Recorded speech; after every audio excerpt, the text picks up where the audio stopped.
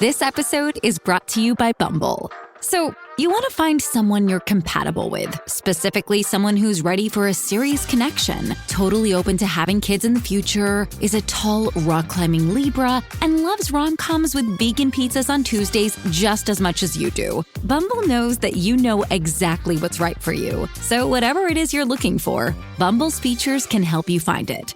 Date now on Bumble.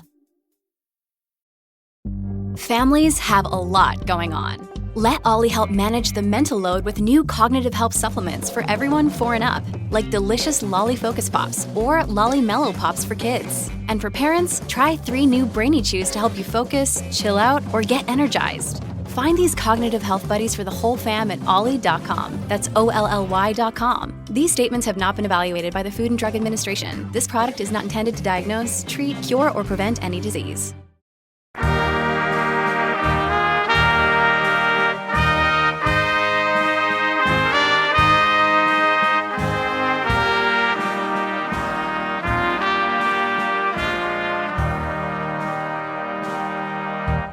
Croeso, and welcome back to the Welsh History Podcast, episode 213, Hester, Lynch, Salusbury, part 2, Sufficient to be Successful.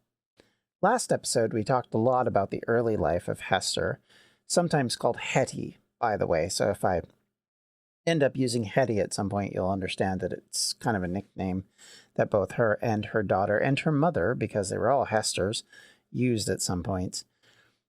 And we're going to talk a little bit about how her influence of her education and her love of poetry and storytelling was now creating the person she was.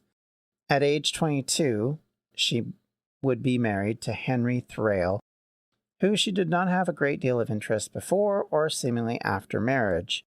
While you can't completely call it a loveless marriage, it was certainly one of convenience. It saved the Salusburys from a point in time where they would have financially struggled. Certainly, you have to imagine that had it not been for this marriage, that Hester and her mother probably would have been in a great deal of trouble and probably have to move back home with some sort of relatives, simply because without the male presence in the house, it was a lot more difficult for women at this point to earn money. So it was a marriage that created stability for the women. Seemingly, what kept them together was the love both had for her mother. Henry had lost his mother at a young age, and so having this woman in his life allowed him to continue to have this matronly representation. It, of course, allowed him to marry the woman he desired and gain some of the reputation and some of the position that he craved, while also including this figure who he got along with so well. Hester described this early period of her marriage in this way, in quote, "We lived on terms of great civility and politeness, if not strong alliance and connection," end quote. They basically got along more or less as friends rather than as a married couple, and neither seemed, at least in Hester's writing, to care for the other greatly, at least in the beginning. Thrale, it seemed, was not interested in sharing Hester, however, with many others, as he tried to stop any local relationships that he perceived to be too close. He was, in effect, dominating her in a way very similar to the way her father had, bringing another male figure in her life, creating this issue, something she obviously would never appreciate. This, of course, was something she bucked against and tried via small measures to at least deter some of the worst habits of her new husband. Anyone who's been in a relationship with someone who's verbally or physically abusive, you know that you learn how to limit your exposure to that person and being on the wrong side of their anger and attitude. Don't confront, don't make waves, become a watchword that you experience daily, and you feel better about yourself when you're by yourself. If anything, reading about Hester's life has taught me, it's that she definitely understood the value of avoiding trouble. In 1764, she became pregnant with her first child, and her daughter Hester Maria was born September 17th. Hester would have a total of 12 pregnancies and 4 children, would actually live to adulthood. We're going to talk about this in further depth as we go through this episode, but something you should know in advance. Through it all, she seemed to endure almost out of spite against the dominance of her family during that time period.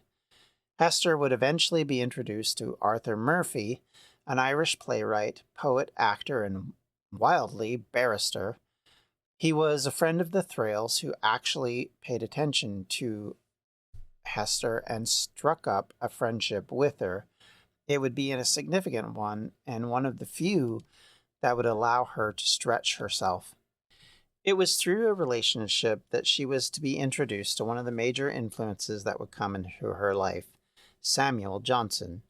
Johnson, who at this point was 55 on first introduction, seemed to be immediately captured by the attention and the attraction of the young lady, and apparently, unlike so many other people, he would be the person that Henry, instead of trying to keep away, would actually encourage to come closer to their family discussions and conversations.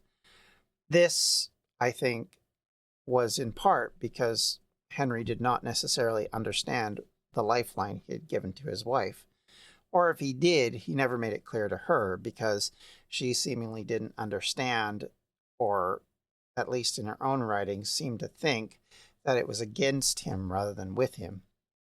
The biggest thing that seemed to come from this was the early poetry and literature that Hester had been craving, the education that she had received from both uncles and tutors growing up was now going to continue, and it was going to grow.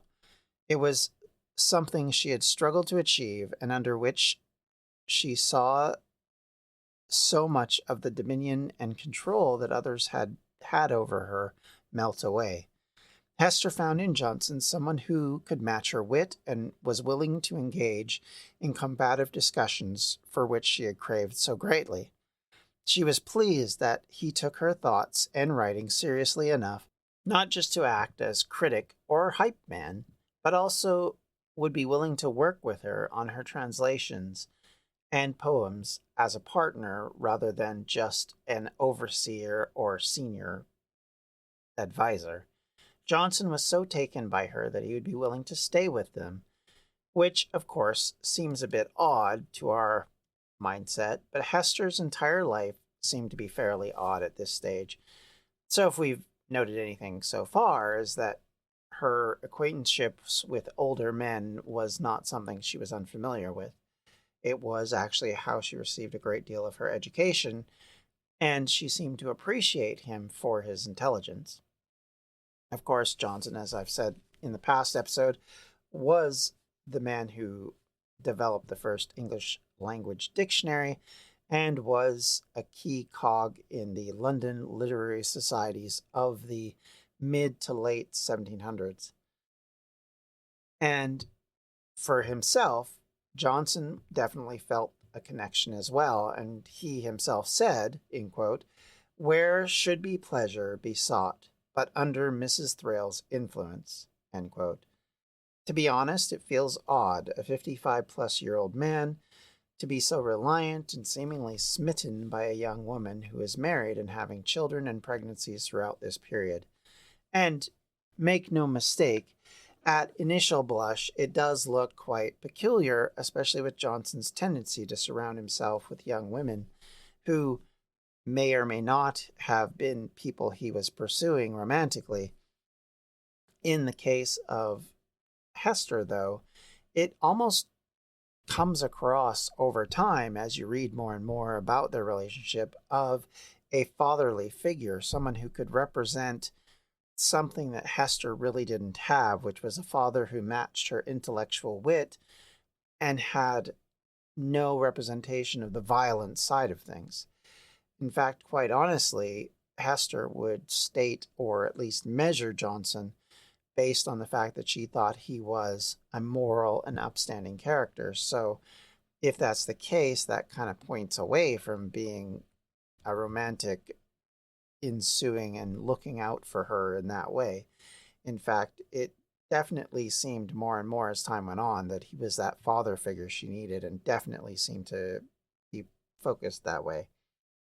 Hester's eldest daughter became another prodigy child, and one who captured Johnson as well, so much so he called her Queen Hetty, or Queenie, a nickname which seemed to have stuck. He suddenly became this grandfatherly figure in the house with this precocious child upon which he would often dote. She also became frustrated with the men in that age in the later 18th century who were uninterested with intelligent women, as she herself explained to one musician, quote, Dr. Burnley did not like that his daughter should learn Latin, even of Johnson, who offered to teach her for friendship, because she would have been as wise as himself, forsooth, and Latin was too masculine for misses. A narrow-souled goose gap the man must be at last, end quote.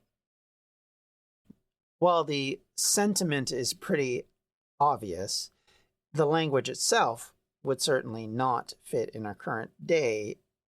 The frustration that she's expressing here certainly is something that would not be unfamiliar for women for many, many years to come. Yet in all the New Age thinking Hester had, she was not a radical.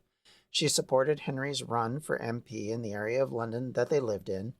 She made fun of those who sought to bring radical reforms to Britain. She was anti the Revolutionary War and fought against, at least verbally, the opinions that were expressed there.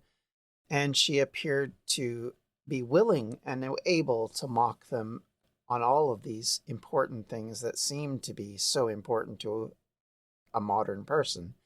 She may have had what we would be considered feminist leanings, yet she was still a product of her age and influenced by the people that she had surrounded herself with, most of whom had no tolerance for the democratic liberty movements, which would explode in America and France in the next couple of decades.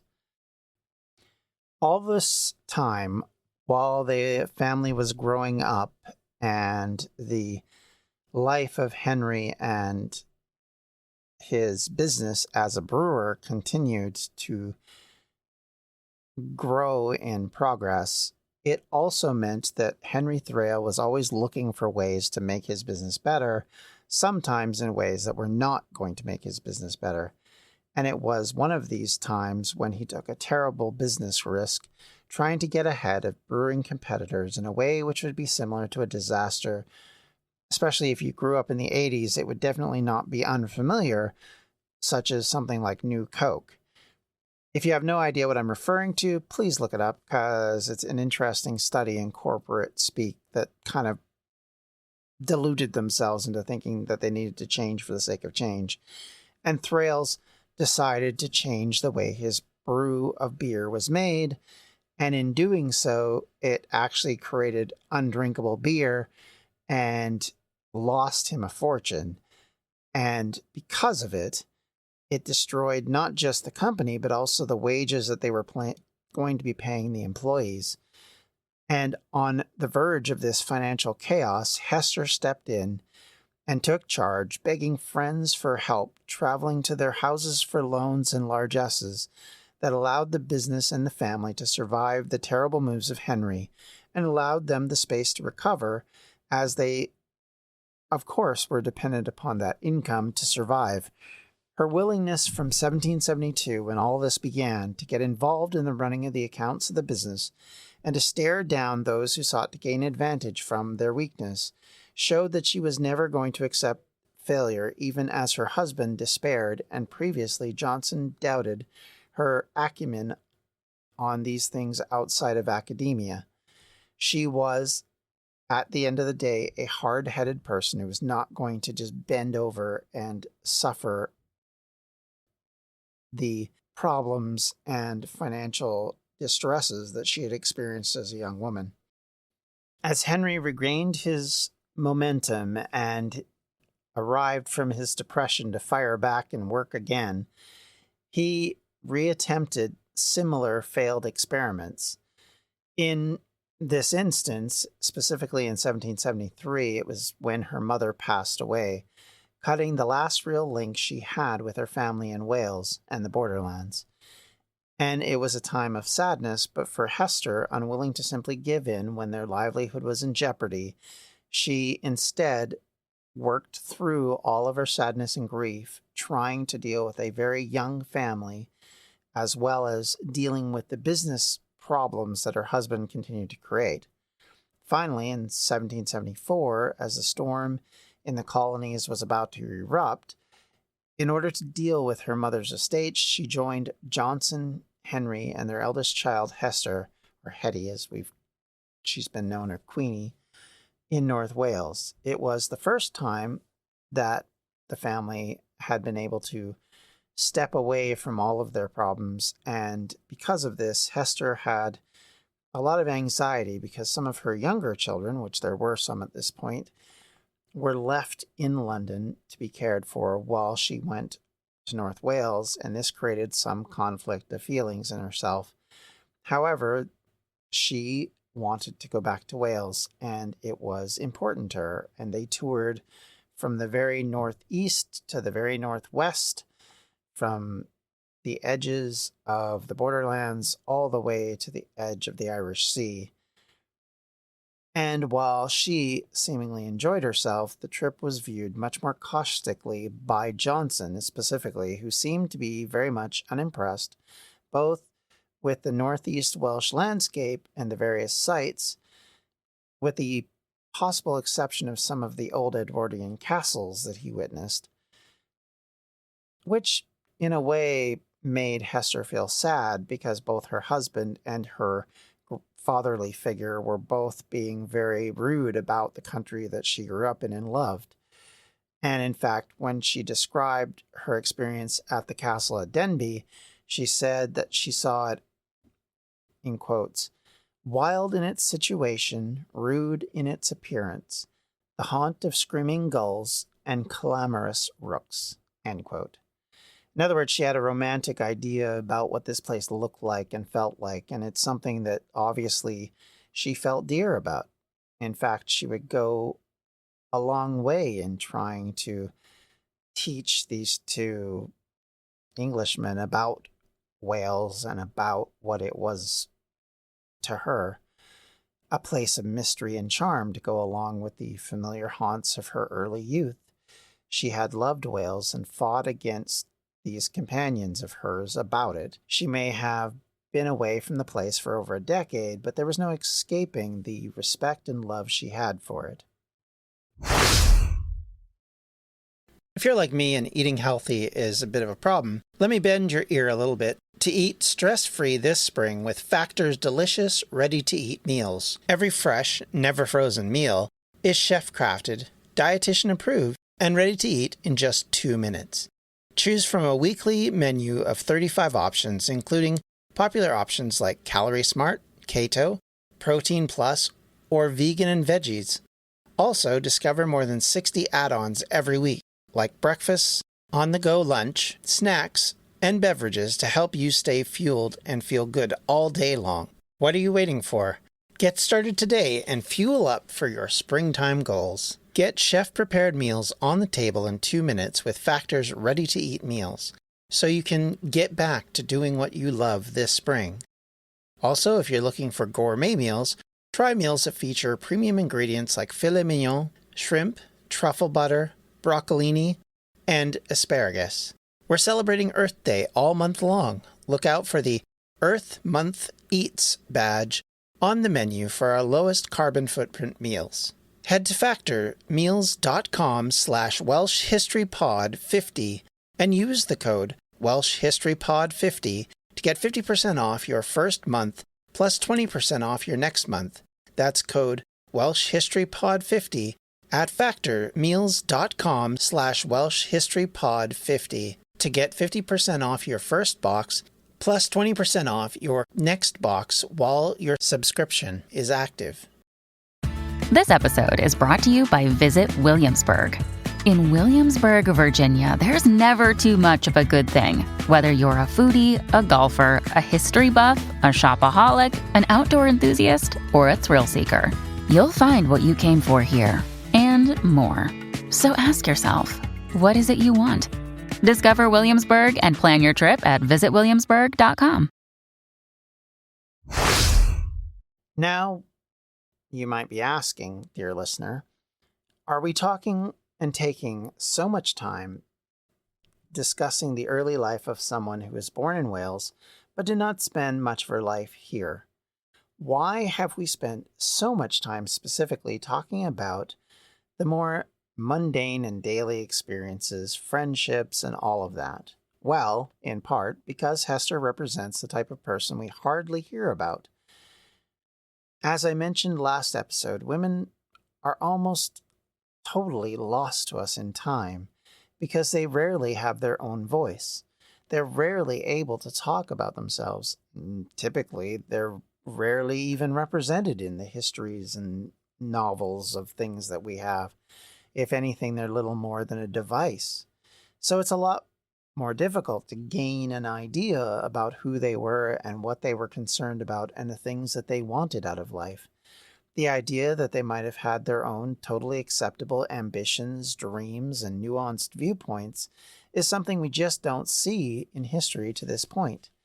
It is obviously something worthy of capturing, keeping in mind that even amongst the elites, it was not up until this period normal to read, let alone write. Outside of certain professions specifically, you almost didn't need it. But this is when that started to change, and so as I said, it meant that we started to hear voices that up to this point were fairly silent. And obviously, currently we're talking about the 18th century. As we get into the 19th century, this becomes more and more common. And not only do we get different voices, we get different writers who are talking about things both mundane and important, if you want to call them such. And all of those things become much more well covered and much more significant.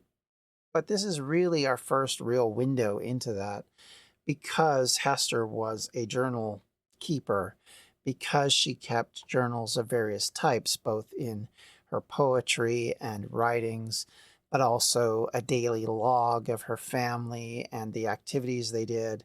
Something, again, you just don't get a lot of to this point. And so it's incredibly significant. And so why am I spending so much time explaining this, you might ask? Well, we spend a lot of time with Owen Glyndwr, Henry Tudor, and men of power. So it is, to my mind, something that makes sense to actually cover the life of someone who is more representative of the normal. Hester and her 12 children, 4 of which survived into childhood, are not a bug. They are a feature of living in 18th century society. Many, many women had many, many children, many of whom died at childbirth and at young ages. Motherhood was a stressful and sometimes horrible period. Trying to have children was difficult. Medicine was not well planned out, thought of, or scientifically sound at times. Cures in some of this era were things like hot wine for flu, as an example. As you can imagine, most of these things were at best placebos. Where real diseases were running rampant, they had little solutions outside of what they hoped were cures. And the damage and loss of so many children would definitely play on the minds of any parent, no matter how much you stole yourself against it, no matter how often you prepared for that difficulty.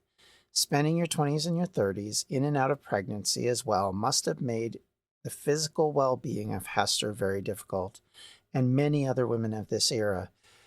Your life was not your own, and of course, this was part of the reason why so many would die in childbirth.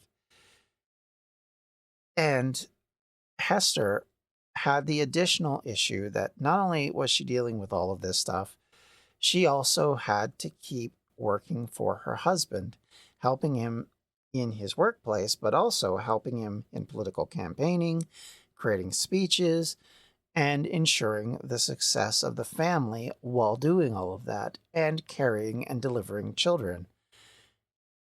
And yet somehow still have the intellectual ability through all this to continue to write her own poetry, create translations of other people's writings, as well as writing her own stories and letters, which were then published in other eras and issues of different magazines. This was a woman aggressively willing to do what had to be done while fighting the prejudice of her era the whole time. Yet, through all of this, Hester did not lose her sense of wit and wisdom. In describing her own portrait, she cheekily said, in a very poetic fashion, "In features so placid, so smooth, so serene, what trace of wit or the Welshwoman's seen? Of the temper sarcastic and flattering tongue, the sentiment right or the occasion still wrong? What trace of the tender, the rough, the refine, the soul in which all of the contraries joined? Where, though merriment, love over method to rule, religion reside, and virtues keep school, till when tired we condemn her dogmatical air, like a rocket she rises and leaves us to stare." The magnificence of a portrait was not her. It was, at best, a false image of who and what she was, which many of us can understand all too well when we look at photos and pictures of ourselves even today. It is quite often that we question who it is we look back at when we see ourselves, even sometimes in the mirror. As Johnson became a feature of the Thrale's residence, it also saw more and more of the literati continue to join him. Actors, writers, and those who wanted to rub elbows with the rich and famous of the late 18th century found themselves coming to Hester's house. One was the widow Elizabeth Montague, a woman who was a member of higher society but also represented the beginnings of change in the power dynamic, as she hosted parties where men and women would speak as equals. A comment which seems weird to us, but obviously was something that had not been the norm in this era, so this was almost seemed, if not scandalous, certainly peculiar. Hester and Elizabeth would become firm friends, so much so that Hester would name Elizabeth godmother of her last-born child. In 1780, Henry suffered a stroke, one of a series that he would have, which caused him to deteriorate both mentally and physically. This left Hester effectively in charge of keeping their business running, while the war in America was hurting it. Henry's illness continued to grow until the 4th of April, 1781, when he passed away due to a series of what was called apoplectic fits. With the help of Elizabeth and Johnson, Hester was able to revive enough of herself to continue the brewery, which she had devoted so much of her time over the last decade, and to keep it alive and keep it functioning. From a poor gentry girl, at the whim of her powerful uncles, Hester Lynch Salusbury Thrales was now powerful and wealthy businesswoman at the heart of London's literary power.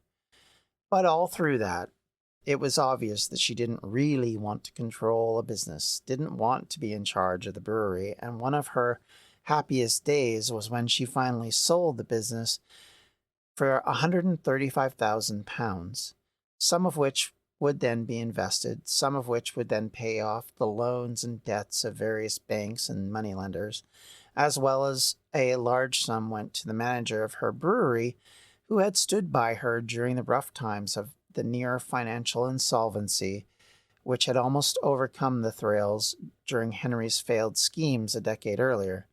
Still, she had a tidy amount, but even then there were still debts from the past which kept coming due, and slowly the annual income was whittled down and only amounted to the previously agreed-upon inheritance of £1,000 per year. While, of course, this is no laughable sum in this era, it was certainly not the measure of a London socialite, and Hester's desire to hold on to Welsh lands that her ancestors had owned was part of the cost of her fancier possessions in the capital. So, as we finish this section of her life, The next episode, of course, will focus much more on the later life and writing for which she is most undoubtedly best remembered. But it is always important to remember just how much the trials and tribulations Hester had to fight through to get here and how much it would still cost her in the end. With that, I'd like to thank everyone for listening. If you have any questions, comments, or concerns, you can always reach me at the Welsh History Podcast at gmail.com, or you can come talk to me at the place formerly known as Twitter at Welsh History Pod, or join us on Facebook at facebook.com/Welsh History Podcast. As well, if you are so inclined, and I so much appreciate, you can always help by joining Patreon, and any amount goes towards all the research I'm doing. I will say the writings and the research that's come out of this has come specifically from a couple of books, mostly because they actually covered her life in a way that was much more thorough and much more well-researched than a casual browse around the internet will ever give you. So thank you all for that. Much appreciated, and I hope you all have a great day. I will let you know right now that the next release for this podcast will be a outside the box episode, not actually this particular follow-up. We'll be doing something outside of our normal episode numbering, and I hope you enjoy it. But until then, we'll talk to you later. Take care, have a great day, and see you next time. Bye. Welsh History Podcast is a member of the Evergreen Podcast Network. To find more information on them, you can do so at evergreenpodcasts.com. Thanks for listening.